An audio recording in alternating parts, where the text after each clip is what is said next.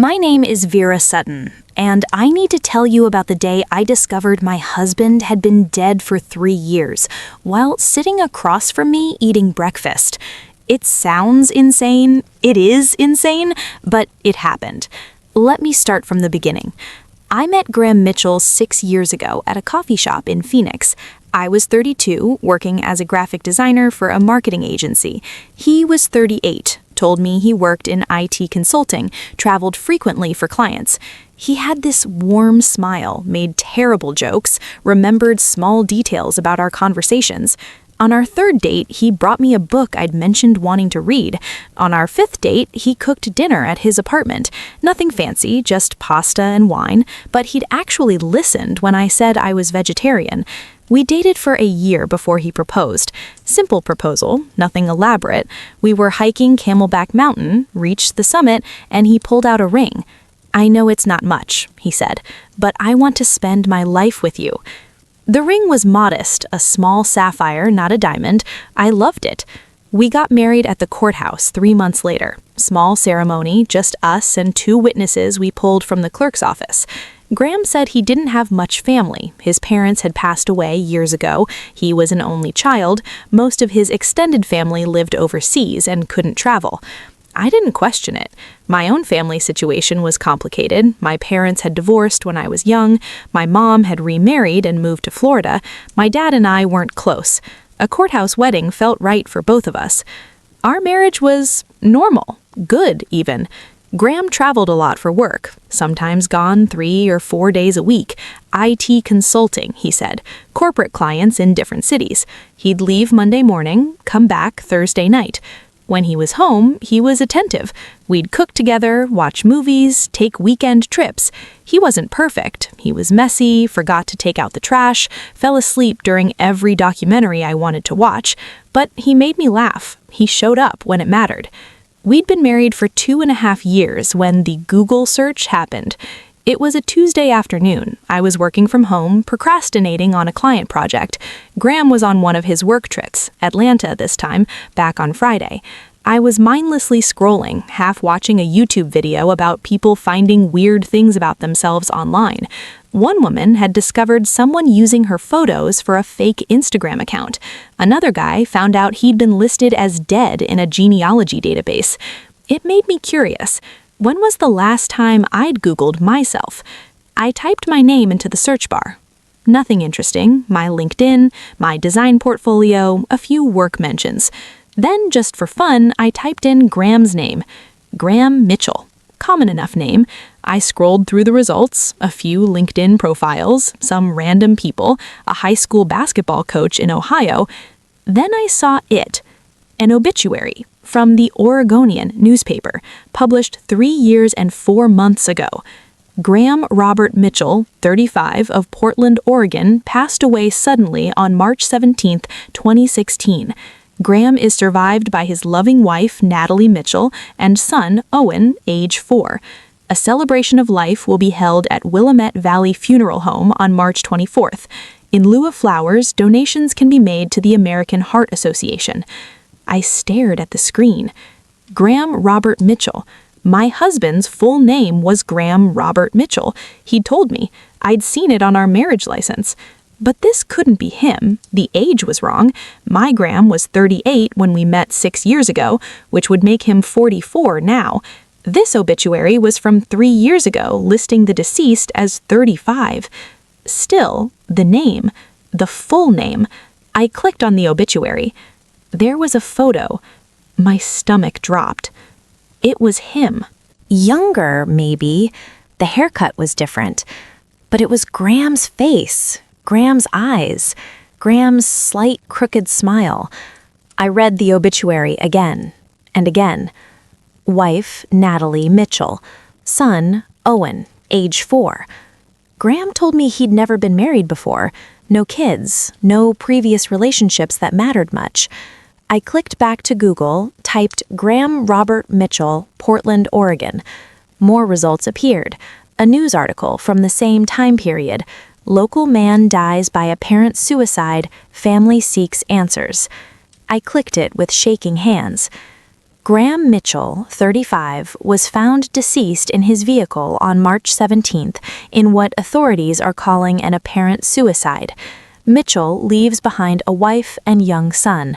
Friends and family describe him as a devoted father and husband who showed no signs of distress.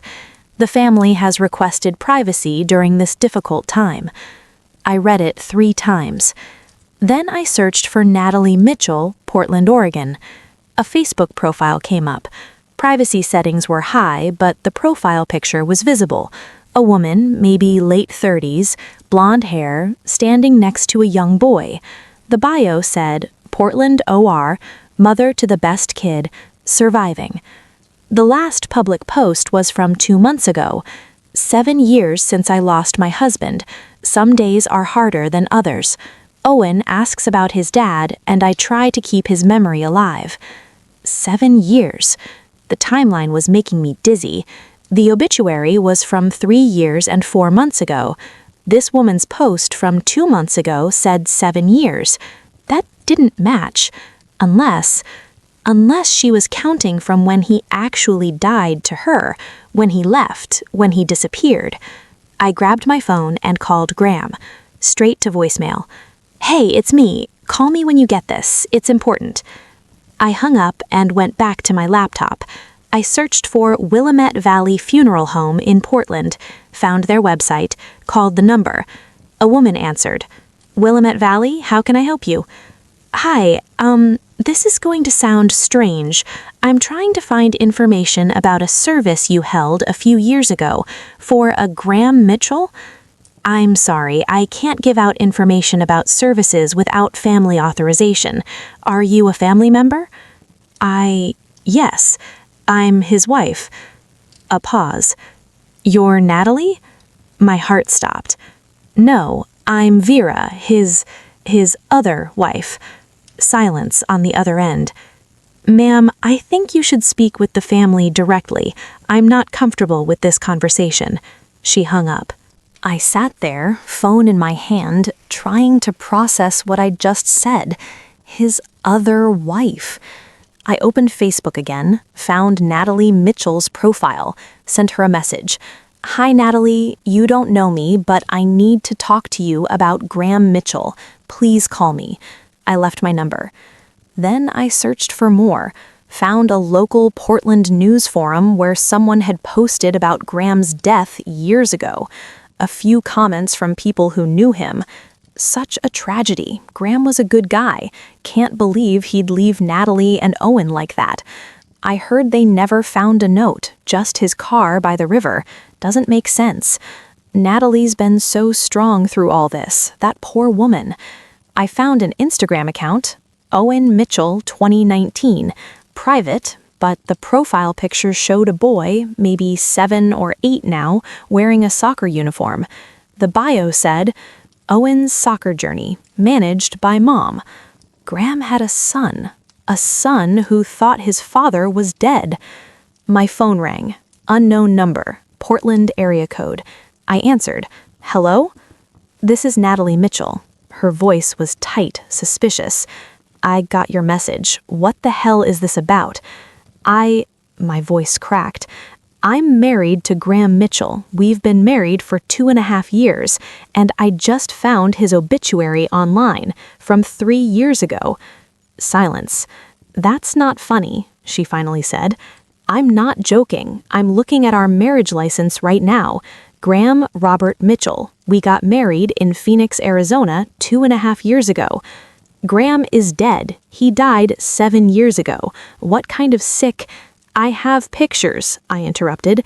Recent pictures, from last month, from last week. I can send them to you. Another silence, then, send them. I texted her 3 photos. One from our anniversary dinner 2 months ago, one from a hiking trip last month, one Graham had sent me just yesterday, a selfie from the Atlanta airport with the caption, "Delayed flight, miss you." My phone rang again immediately. That's him. Natalie's voice was shaking now. That's Graham, but he's supposed to be dead. Can we meet? I asked. In person? You want to come to Portland? Yes, I need to understand what's happening. She gave me her address. I booked a flight for the next morning. I didn't sleep that night. I went through everything in the house, Graham's things, looking for, I don't know what, evidence, clues. I found his wallet, driver's license, Graham Robert Mitchell, our Phoenix address, birth date, April 12th, 1981. That would make him 43 now, but the obituary listed him as 35 when he died 7 years ago. That would make him 42 now. 1 year difference, close enough that he could pass for either age. I found his passport, same name, same birth date. It looked legitimate, but what did I know about fake documents? I tried calling him again, still voicemail. I texted, "We need to talk, call me immediately." No response. The next morning, I flew to Portland, rented a car, drove to the address Natalie had given me, a modest house in a residential neighborhood. She answered the door before I could knock. We stood there, staring at each other. "You look like your pictures," she said quietly. "So do you." She let me in. The house was neat, lived in. Photos everywhere, her and a young boy. Some older photos on the mantel, her younger with Graham. He looked exactly like my Graham, just with different hair. "That's Owen," she pointed to a recent school photo. "He's 8 now. He was 1 when I thought Graham died." We sat down. She made coffee neither of us drank. "Tell me everything," she said. I told her how we met, how we married, our life together, his work travel, his explanation about having no family. She listened, face pale. When I finished, she said, "He told me he worked in IT too. He traveled constantly, Portland to Seattle, Portland to San Francisco, sometimes gone for a week at a time. Did he ever go to Phoenix? All the time. He said he had major clients there." We looked at each other. He's been living a double life for years, but he's supposed to be dead. Natalie stood up, went to a filing cabinet, pulled out a folder. "Look." Inside was a death certificate, Graham Robert Mitchell. Date of death, March 17th, 7 years ago. Cause, asphyxiation due to carbon monoxide poisoning. Manner, suicide. The police found his car by the Willamette River. Engine running, hose from the exhaust into the window. He left his wallet, his phone, everything in the car. They said there was a body. A body? It was badly decomposed by the time they found the car. He'd been there for days. They identified him through dental records. Were they his dental records? She stared at me. I assumed so. The police said it was him. The coroner confirmed it. Did you see the body? No, they recommended against it, said it would be traumatic. I felt sick. Someone else died in that car. Someone Graham made sure would be identified as him. That's insane. So is being married to a man who's legally dead. Natalie sat back down heavily. The life insurance. He had a $500,000 policy. They paid out after the investigation closed. That money, I've been living off that money. Owen's education fund, our house, everything. He collected his own death benefit? No, I did. It came to me. I'm the beneficiary. She looked horrified. Oh my God, I've been committing fraud. If he's alive, that money wasn't supposed to be paid. You didn't know. He made you think he was dead. The FBI is going to think I was in on it. We sat in silence. Then I asked the question I'd been dreading. Where did you think he was the week before he supposedly died? Seattle, client meeting. He left on a Monday, was supposed to be back Friday. She wiped her eyes. He never came back. The police called me on Saturday, said they'd found his car. I met him 6 years ago in Phoenix, 1 year after he supposedly died. He left Owen, her voice broke. Owen was 1 year old. Graham adored him. I never believed he'd kill himself. He wasn't depressed. We weren't having problems. It made no sense. Because he didn't kill himself. He staged it. But why? That was the question, wasn't it? Natalie pulled out more documents, insurance papers, police reports, Graham's obituary from the newspaper, the funeral program. We had a service, she said. 100 people came, his colleagues, our friends, my family. We buried an urn with his ashes. Whose ashes? She looked like she might be sick. My phone buzzed. A text from Graham. Sorry, meeting's running late. Be home Saturday instead of Friday. Love you. I showed Natalie. She grabbed her phone, showed me her messages. The last conversation was from 7 years ago, the day before he supposedly died. Graham, see you Friday. Tell Owen I love him. Natalie, we love you too. Drive safe. That was the last message. He's never contacted you since? I asked. Never. No calls, no texts, nothing. He's been dead to me for 7 years. I looked at the text on my phone again. He'll be back Saturday, in Phoenix, at our house. What are you going to do? I don't know. Confront him? Call the police? If you call the police, they'll investigate the insurance fraud. I could go to jail. Owen could end up in foster care. I looked at this woman, this stranger who was somehow my sister in tragedy. You didn't do anything wrong. I accepted $500,000 for a man who isn't dead. You accepted payment for a policy on a man the state of Oregon declared legally deceased. You had no reason to doubt it. She buried her face in her hands. This is insane. This whole thing is insane. We spent the rest of the day going through everything, comparing notes, timelines, stories, building a picture of Graham's double life. He'd been married to Natalie for 6 years before his fake death. They'd met in Portland, where he'd supposedly grown up, had Owen after 2 years of marriage. Graham worked in IT, traveled constantly for business. Then, when Owen was 1 year old, Graham vanished, staged his death, took a new identity, or rather, kept his same identity and just moved cities. 1 year later, he met me in Phoenix, started over, married me, maintained the same story, IT consultant, constant travel, no family. For 2.5 years, he'd been going back and forth, Portland to Phoenix, Natalie to Vera, 2 wives, 2 lives, completely separate. Did you ever go with him on his work trips? Natalie asked. No, he always said clients preferred just meeting with him, that spouses weren't welcome. Same. I asked a few times, but he said it would be boring, just hotel rooms and conference rooms. Of course, because he wasn't actually working, he was living his other life. What was he like? Natalie asked quietly. As a husband. Good, mostly. Attentive when he was home, made me laugh, remembered things I told him. I paused. You? The same. He was a good father to Owen, patient, playful. I thought we were happy. We were props, I said, both of us, props in whatever game he's been playing. That night, I stayed in a hotel, couldn't sleep, kept thinking about Graham coming home Saturday, walking through the door like nothing was wrong. What would I say? What would I do? Friday morning, Natalie called me. I have an idea, but you might think it's crazy. Everything about this is crazy. What's your idea? Come back to Phoenix. When Graham gets home tomorrow, confront him, but don't do it alone. I'll be there.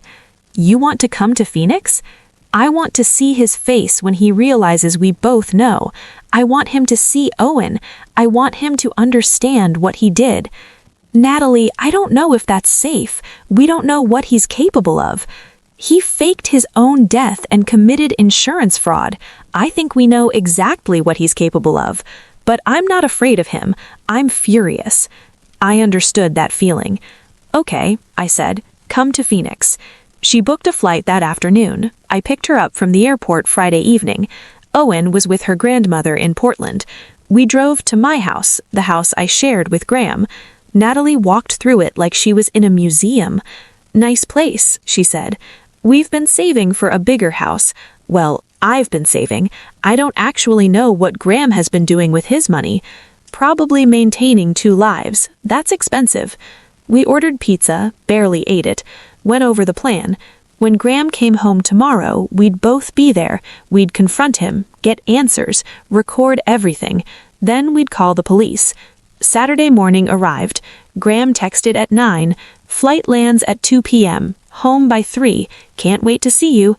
I texted back. Can't wait. Natalie and I set up her phone to record video, propped it on a bookshelf with a view of the living room. At 2:45, we heard a car in the driveway. Natalie went pale. I don't know if I can do this. You can. We both can. The front door opened. Graham's voice, Vera, I'm home. He walked into the living room, rolling suitcase behind him. Then he saw Natalie. He froze. The color drained from his face. His mouth opened, but no sound came out. Hi, Graham, Natalie said. Her voice was steady. You look good for a dead guy. He dropped the suitcase handle. Natalie, this isn't what? I stood up. Isn't what you think? Isn't what it looks like? His eyes darted between us. When did we figure out you've been living a double life for 7 years? Just a few days ago. Funny how Google works. He backed up a step. Vera, I can explain. Oh, I'd love to hear this, Natalie said. Please explain how you faked your death, abandoned your infant son, committed insurance fraud, and bigamy. We're not, he looked at me. We're married, you and I, legally.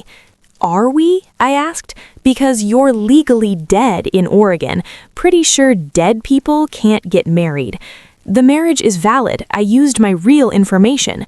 Your real information on a fake life? Natalie said. You let me think you were dead. You let Owen grow up without a father. For what? So you could start over with her? It wasn't like that. Then what was it like? I demanded. Graham ran his hands through his hair, a gesture I'd seen 1,000 times when he was stressed. I made mistakes. I got in over my head. I panicked. Start from the beginning, I said, and don't lie. We've compared notes. We know the timeline. He sank onto the couch, head in his hands. I had debts, he said quietly. Bad debts, gambling mostly. I owed people, dangerous people, $150,000. Natalie's eyes widened. What? I'd been hiding it from you for years, taking money from our accounts, maxing out credit cards you didn't know about. It kept getting worse. The interest, the threats. They said they'd hurt you, hurt Owen. So you killed yourself? Natalie's voice rose. I faked my death. Found a guy, homeless, similar build, offered him money for dental work, told him I was doing a documentary, got impressions of his teeth, paid a dentist cash to alter records. I felt sick. You murdered someone? No, he was dying already. Cancer. He had maybe 3 months. I gave him money. He got to die comfortable in a hotel instead of on the street. The car, I made it look like me. His body, my identification. You're a monster, Natalie whispered. I saved our lives. Those people would have killed me, killed you and Owen to make a point. This was the only way out. The insurance money, I said. You had Natalie collect it. It paid off the debts, kept her and Owen safe, set them up for life. And then you moved to Phoenix and started over. I needed a fresh start. New city, new life. I'd been dead for a year, built up a new identity, found work, and found me, I finished. Did you ever actually love me, or was I just part of the cover? He looked at me, and for a moment I saw something that might have been real emotion. I did love you. I do. Both of you. That's why I couldn't choose. So you kept us both, Natalie said flatly, like we're interchangeable, like we're not real people with real lives. I know I messed up. Messed up, I laughed, a sharp, bitter sound. You committed fraud, faked your death, abandoned your child, and committed bigamy. That's not messing up. That's ruining lives. What happens now? Graham asked quietly. Now? Natalie stood up. Now you're going to Owen's next soccer game, tomorrow, in Portland. You're going to tell him you're alive. You're going to look your 8-year-old son in the eye and explain why you let him think his father was dead for 7 years. Natalie. And then, I continued, you're going to the police. You're going to confess to the fraud. You're going to make this right. I'll go to prison. You should go to prison, Natalie said. You deserve prison. Owen needs a father. Owen needed a father 7 years ago. Natalie's composure finally cracked. He cried for you. He asked me for months why Daddy wasn't coming home. I had to explain death to a 1-year-old. Do you have any idea what that's like? Graham was crying now. I'm sorry. I'm so sorry. Sorry doesn't fix this, I said. We're going to the police, both of us. We have evidence, recordings, documentation. You can either come voluntarily or we'll have you arrested. He looked between us. Calculating, I realized. Even now he was looking for an angle. If I confess, he said slowly, Natalie will have to return the insurance money. That's fraud. She could be charged too. I've already spoken to a lawyer, Natalie lied smoothly. I was a victim of your fraud. I have documentation showing I believed you were dead. I'm protected. I didn't know if that was true, but Graham didn't either. And Vera, our marriage, he continued, if they find out about it while I'm legally dead, our marriage is annulled the second the truth comes out. I'm not worried about that. I'm worried about making sure you face consequences. Graham was quiet for a long moment. Then he stood up. I need to use the bathroom. Sit down, Natalie said. I need to use the bathroom. He walked toward the hallway. I heard the bathroom door close. Natalie and I looked at each other. Should we? She started. Then we heard the back door open. We ran to the kitchen. The door was swinging open, Graham's silhouette disappearing into the yard. He's running, I shouted. We chased him into the backyard, but he'd already jumped the fence. We heard a car start in the next street over. He had another car parked, Natalie said. He planned an escape route. We went back inside. I called 911. I need to report a fugitive, I said. My husband, Graham Robert Mitchell. He's legally deceased in Oregon, but alive and on the run. The police took 3 hours to arrive, take our statements, review our evidence. This is complicated, the detective said. We'll need to coordinate with Oregon authorities. The insurance fraud, the fake death, that's their jurisdiction. What about bigamy? I asked. He married me while legally dead. That's murky. If he's legally deceased, the second marriage might not be valid. We'll need lawyers to sort that out. They put out a warrant for Graham. His photo went into databases. The detective said it could take time. That night, Natalie and I sat in my living room. Our living room, I guess, since we'd both been married to the man who owned it. Thank you, Natalie said quietly, for finding me, for doing this. Thank you for coming. I couldn't have faced him alone. Do you think they'll catch him? I don't know. He's good at disappearing. We sat in silence. What will you tell Owen? I asked. The truth, age-appropriate version, that his dad made very bad choices, that he's alive but he's in trouble. I don't know. My therapist is going to earn her money with this one. I almost laughed. Natalie flew back to Portland the next morning. We exchanged numbers, promised to stay in touch. Graham wasn't caught for 3 weeks. He'd fled to Mexico, apparently, living under yet another name. But he made a mistake, used a credit card that was flagged. Mexican authorities picked him up, extradited him back to Oregon. The trial took 14 months. Graham pleaded guilty to insurance fraud and attempted fraud. The bigamy charge was dropped. The prosecutor said it was too complicated to prove since he was legally deceased during the second marriage. The homeless man's family, he had a daughter who'd been estranged from him, filed a wrongful death suit. Graham had basically killed her daughter, even if the man was already dying.